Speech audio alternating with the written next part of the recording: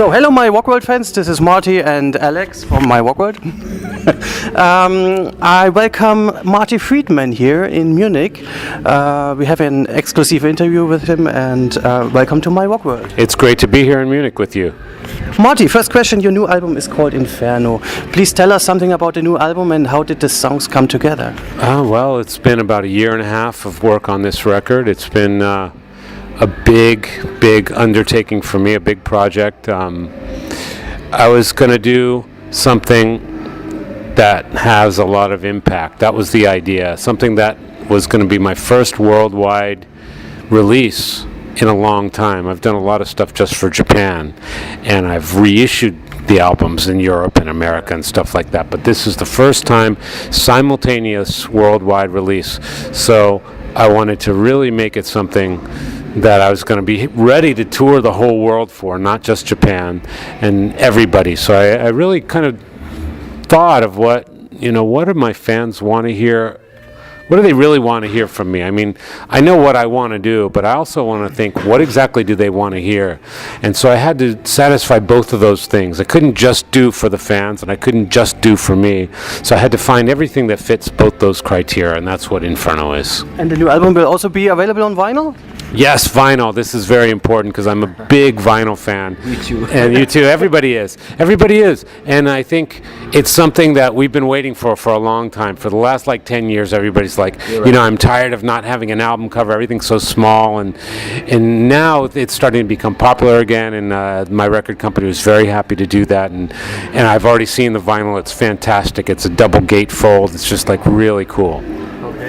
So also any chance for a vinyl release for your previous albums? No, there wasn't actually. And actually, Loudspeaker, when that came out, there was one vinyl pressing done of just one record. And that was for a television program where it was kind of a documentary about going to a record pressing plant. And the kicker at the end of the show is they made Loudspeaker into one album just for me. So I'm the only one who owns it. You can't get it. This is special. This is special. I wish it was a vinyl record for everybody, but now Inferno is officially vinyl. Great. Okay. Marty, the song Horrors on the new album is a collaboration with Jason Becker. Yes. It's your first songwriting collaboration with Jason since you played together in Cacophony? Yes. Please tell us something about this song and how difficult was it to write this song? It really wasn't difficult at all. I mean, I wrote it with Jason and I arranged it kind of similar to the way that I arranged stuff with Cacophony, because at that time I was also producing and arranging. So Jason has some song ideas, I have some song ideas, and I put them together into this one huge song. And so the process was very much like what we used to do.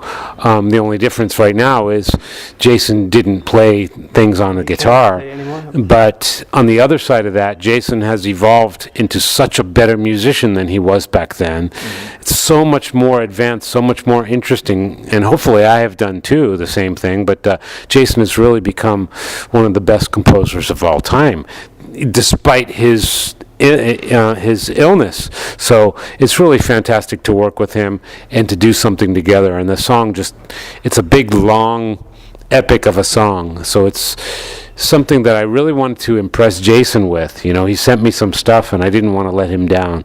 So when he heard it, he was really excited about it. So as long as he likes it, then I'm okay. So hopefully the fans will like it too. It's a cool idea. You have some really cool special guests on the album, like Danko Jones and Alexi Laiho. How come to get Danko and Alexi involved to this new album? First of all, I'm a huge fan of Danko Jones. We've been friends for a long time. And Alexi has said some really nice things about me in interviews and stuff. And I kind of looked into what his music was like, and I really, really enjoyed it. I enjoyed it a lot. I thought it was really cool. It's really fresh, heavy metal. And heavy metal has a tendency to get really old really quickly. So I really enjoy it when guys like Alexi and guys like Dave Davidson from Revocation, they do really fresh things with metal. So I was really happy to collaborate with those guys. Marty, how important is it for you to be connected with your fans in the internet? Do you think a band, a musician could survive these days without a social media like Facebook? That'd be interesting. I think if there's good music, people will find it. But now in today's market, I think you have to be somewhat good at social media to reach more people than you would without the social media. So I think you really need to have somebody on your team who deals with that. It's just the way the music business is now. But I always believe, though, that people will always find good music, whether or not it's promoted properly or not. Okay. What do you think about music and what is going on in the world in general?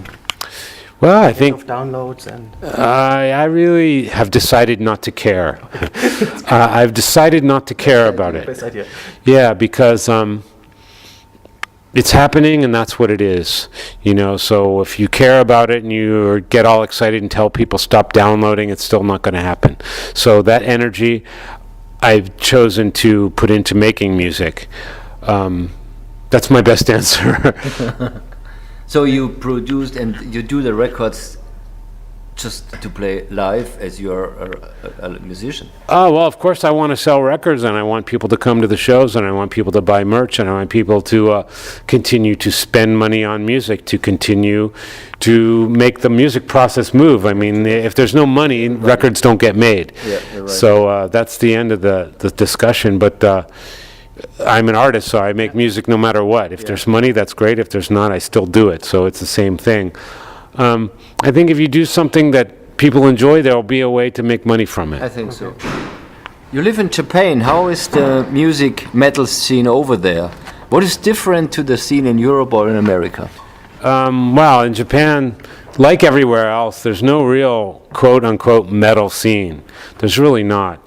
But the good thing about Japan is the sound of metal music finds its way into pop music, into dance music, into experimental music, into visual kei music, into idol music. The sound of metal finds its way in there. So whereas there's not so much traditional metal like what you in Germany you might call power metal. There's not so much of that.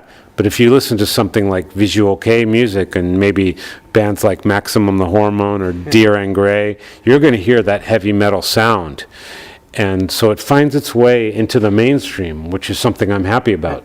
In America, there are a few mainstream bands that play metal, like Avenged Sevenfold and Five Finger Death Punch and stuff like that. But for the most part, metal is kind of an underground world.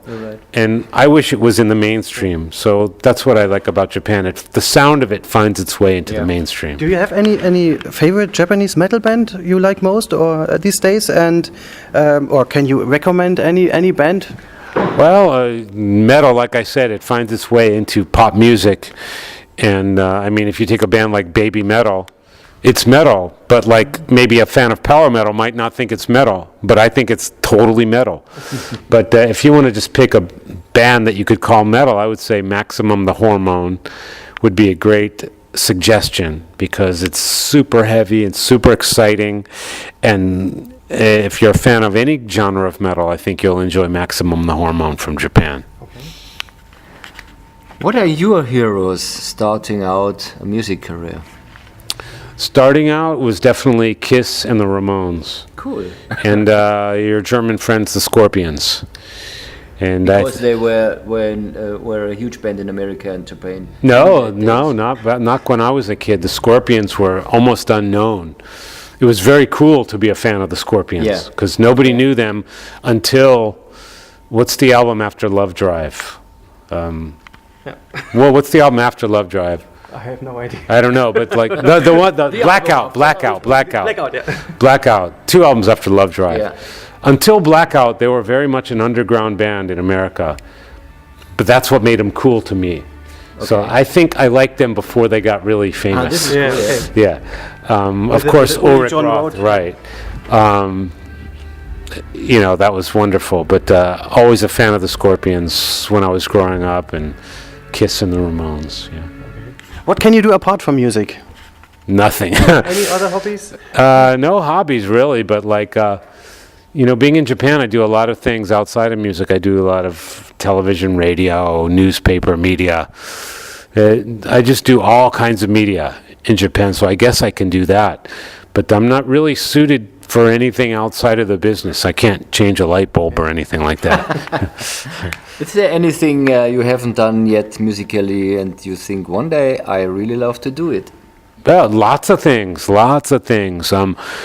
Just continuing to make better music is the only thing I'm really concerned with. But I've played my favorite venues in the world. I've played the Tokyo Dome 3 times, Budokan 5 times, all the biggest venues in Asia, and some great ones in the rest of the world too.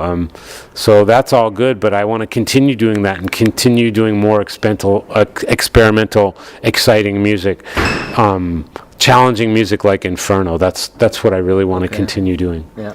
Please tell us something about yourself that nobody knows. Maybe a funny tour bus secret. Tour bus secret.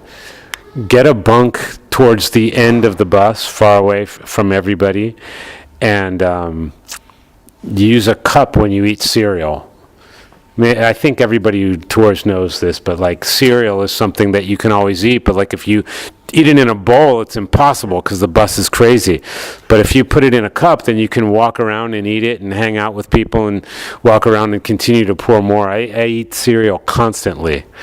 And that's one of the things I like about Europe is you can find good cereal here, because in Japan, it sucks. There's like cornflakes and like maybe one other kind of cereal, where if you're in Europe, or especially America, is the best cereal in the world. You can have all these great varieties and all these colorful cereals, and so that's what I look forward to. It's not the concerts, it's not the music, it's the cereal. Yeah. Great, cool. At last, some words to your fans, please. And if you like, you can do it first in English and then a little bit in Japan too. I'll do it in German too. How about that? Why not? Ich spreche nur ein bisschen Deutsch, aber mein Deutsch ist sehr schlecht. Cool. Aber mein deutschen Freund sind sehr gut. Alles klar. So bad. I'm so sorry. My German friends are fantastic. I can't wait to play tonight in Munich. Always love playing in Germany. I want to play here more. And around the world. So I'm going to be playing everywhere as much as possible in the Inferno tour. We just started now. We're about a week and a half into it. It's fantastic. My band is on fire. And yeah, that's all good. 日本のファンの皆さん、本当にまた日本に行きたいんですよ。なんかヨーロッパ、実は正直言うと、なんか食生活はかなりきついですよ。僕と友達が非常になんか苦しんでる。だから美味しいものを探すのが意外と大変なんですが、ライブは最高に楽しいんですから、日本に行くときにもっともっと最高に楽しくなると思いますので、ぜひよろしくお願いいたします。Thank you very much. Cool. Thank you very much. Yeah. Because we have a lot of Japanese fans too on myRockworld, so we have nothing to understand, but they will understand. Thank you, Marty. Thank you very much. Thank you. Bye.